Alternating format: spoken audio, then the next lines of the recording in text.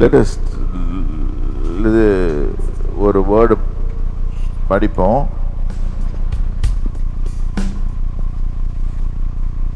Let's turn our Bibles to Colossians. இன்னைக்கு கொடுத்துட்டு தான் வந்த இந்த பைபிள் வசனத்தை. Let's turn our Bibles to Colossians 3rd chapter, verse 1 onwards.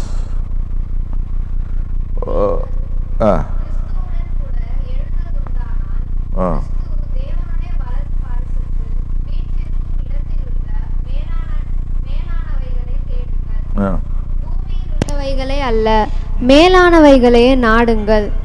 ஏனென்றால் நீங்கள் மரித்தீர்கள், உங்கள் ஜீவன் கிறிஸ்துவுடனே தேவனுக்குள் மறைந்திருக்கிறது. இது அர்த்தம் தெரியுமா? இந்த வசனத்தோட அர்த்தம் தெரியுமா? அங்க பாரு, அங்க பேசிக்கிட்டு இருக்குது. Please don't move when the Holy Spirit is. I am inviting the Holy Spirit. You are driving away the Holy Spirit. இவ்வளோ நேரம் இருந்துச்சுல்ல உங்களுக்கு, அப்போ கூப்பிட்டு யாரையும் வர்ஷிப்பில் கலந்துக்க சொல்லியா?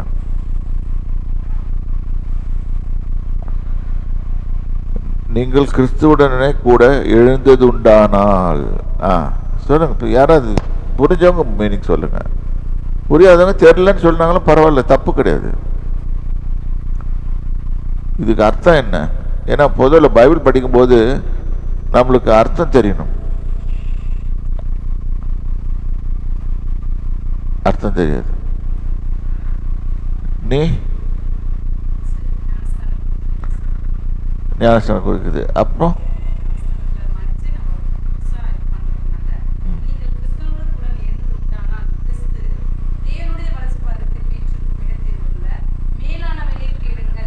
அவரு பெரிய அட்வான்டேஜ் இருந்துச்சு. ஏன்னா இப்போ வரும்போது அதுதான் எடுத்துட்டு வந்தேன். வேற யாருக்கு வராது.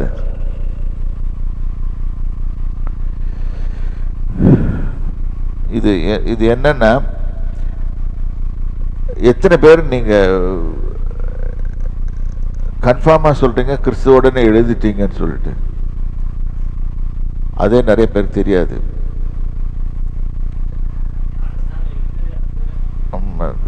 இப்போ வந்து ஞானஸ்நானத்தில் தண்ணியில் படுக்க வச்சு இப்படி படுக்க வைக்கிறாங்க. சில பேர் தெளிப்பு ஞானஸ்நானம் இதனால தான் அது தவறுன்னு சொல்கிறது. இப்படி தண்ணியில் படுக்க வச்சு அது மரணம் அடையிறதுக்கு ஏற்ற மாதிரி. இந்த சரீரத்தில் நம்ம செய்த பாவத்துக்காக இயேசு நம்மளுக்காக சுமந்து தீர்த்து விட்டார். இனிமேல் நம்ம சுமந்து தீர்க்கிறதுக்கு ஒன்றும் கிடையாது. இன்னைக்கு சாக வேண்டியதுதான். ஏன்னா நம்ம உடம்புல செய்த பாவம் போகணுன்றதுக்காக. இது சரீர மாம்ச அழுக்கு அதில் நிற்கிறது ஆவிக்குரிய மீனிங் இருக்கு. இது வந்து படுக்க வச்சு நான் மறிச்சிட்டேன் என் பாவத்துக்காக, திருப்பியும் உயிரோடு எழுந்திருக்கிறேன். இதுதான். இது ரெண்டுமே கிறிஸ்துவோடைய மரணத்துக்கும் அவரை உயிர் தெழுதலுக்கும் சம்பந்தம் உள்ளதாக இருக்குது.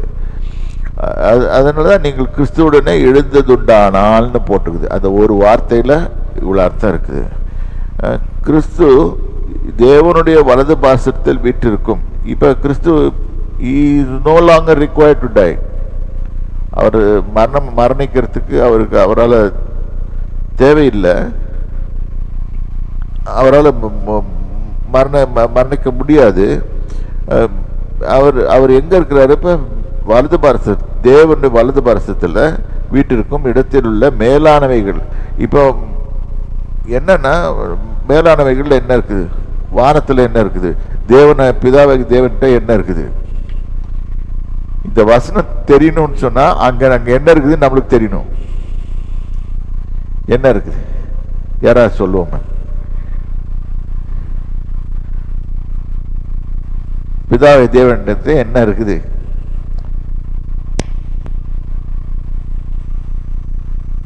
இது நான் எக்ஸ்பிளைன் பண்ணிட்டேன். இப்போ சொல்லு. மகிமை இருக்கு. மகிமை சாதாரண கிறிஸ்துவ உனக்கு மகிமை இருக்கு. அப்புறம்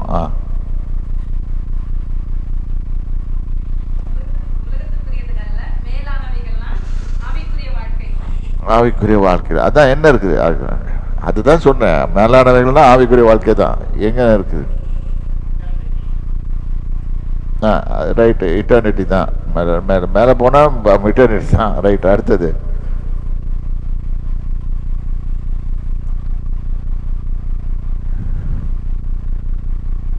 இப்போ புரிஞ்சுதா உங்களுக்கு? மனப்பாட வாசனம் படிக்கிறதுக்கும் புரிஞ்சு படிக்கிறதுக்கும் என்ன வித்தியாசம் இருக்குதுன்ட்டு. இது படிக்கணும்னு சொன்னா நீங்க ரெவலேஷன்ஸ் படிச்சிருக்கணும். வெளிப்படுத்தின விசேஷத்துல 1, 2, 3, 4, 5 அதிகாரம் தரவா இருக்கணும். அங்க அதுதான் இருக்குது. அங்க என்ன பண்றாங்க?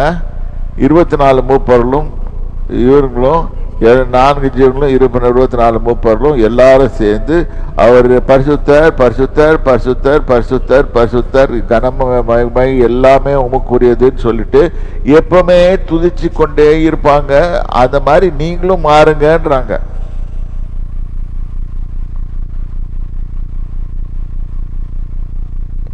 இதை விட்டுட்டு நம்ம என்ன பண்றோம்?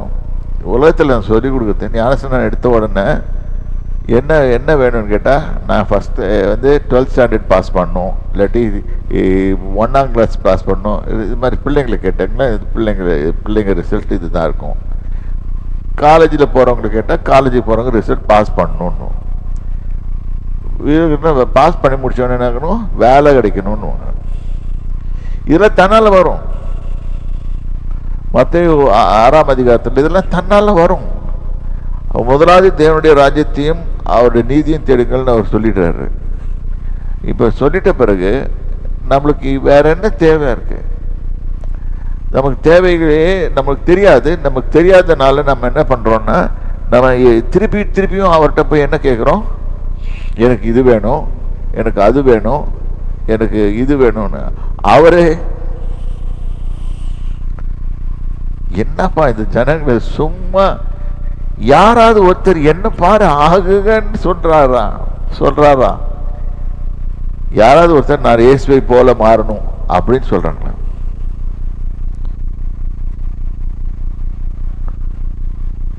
ஏன்னா இதுல 4வது வசனத்தை பாருங்க.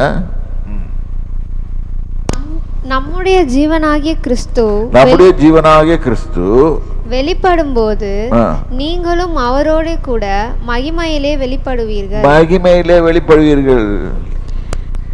இதுதான் மகிமை என்று சொல்றது. அங்க மகிமை கிறிஸ்து வந்து மகிமையில இருக்கிறாரு. ஓகே, இப்ப மகிமையில வெளிப்படுவோம், நம்மளும் வெளிப்படுவோம்.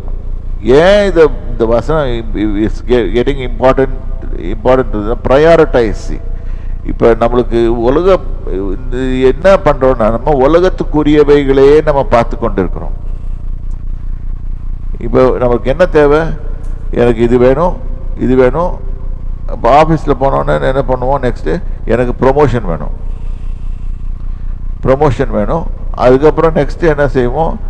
ப்ரொமோஷன் முடித்த பிறகு நெக்ஸ்ட்டு டபுள் ப்ரொமோஷன் வேணும், இன்க்ரிமெண்ட் வேணும், அப்புறம் ஒரு நல்ல பொண்ணு வேணும். பசங்களாக இருந்தால் பொண்ணு வேணும், பொண்ணுங்களாக இருந்தால் நல்ல மாப்பிள்ளை வேணும். அது இந்த காலத்தில் பரவாயில்ல. இப்போ வரப்போகிற காலத்தில் ரொம்ப மோசமாக இருக்குது. ஒரு ஆம்பளையும் கேட்குற நல்ல பார்ட்னரை கொடுன்னு சொல்லிட்டு ரொம்ப மோசமாக இருக்குது. இதுக்காகவும் ஜோம் பண்ணணும். இப்போ ஜோம் பண்ணலன்னா எங்களை அரெஸ்ட் பண்ணி உள்ள போடலாம். அந்த மாதிரி லா கொண்டாடுவாங்க இன்னும் கொஞ்ச நாளில். ஒரு எல்ஜிபிடிக்யூ சொசைட்டிக்காரன் வந்து எனக்கு நல்ல பார்ட்னருக்காக ஜோம் பண்ணுன்னு இந்த பாஸ்டர் ஜோமே பண்ண மாட்டேன்றாருன்னு சொல்லிட்டு கம்ப்ளைண்ட் கொடுத்தான்னு வச்சுக்கோங்க. எனக்கு கொண்டு போய் போலீஸ்காரன் உள்ள போடுவோம். ஏன்னா அவனும் மனுஷன் தான். தேங்க் காட் இந்தியாவில் அது ப்ரோஹிபிட்டட்.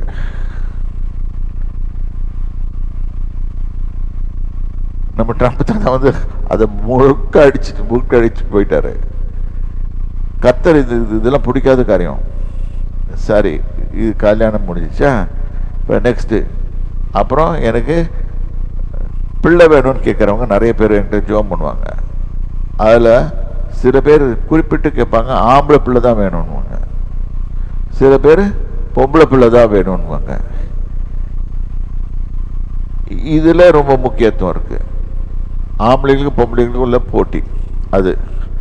அது முடித்த பிறகு ஒரு இல்லை இன்னொரு ஆள் சொல்வார், எனக்கு ஒரு ஆம்பளை பையன் ஒரு பொண்ணு பொண்ணு இது வேணும்.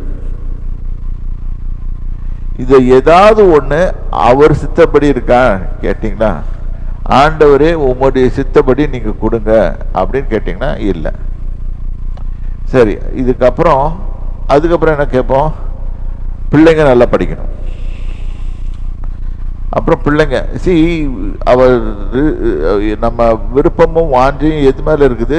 உலகத்தின் காரியத்தின் மேலேயே தான் இருக்குது. இப்படியே தான் போயிட்டு இருக்கிறோம் ட்ராக்ல. தண்டவாளத்தை விட்டு ட்ரெயின் விலக மாட்டேங்குது, நேராக தண்டவாளத்தில் தான் ஓடிட்டு இருக்குது.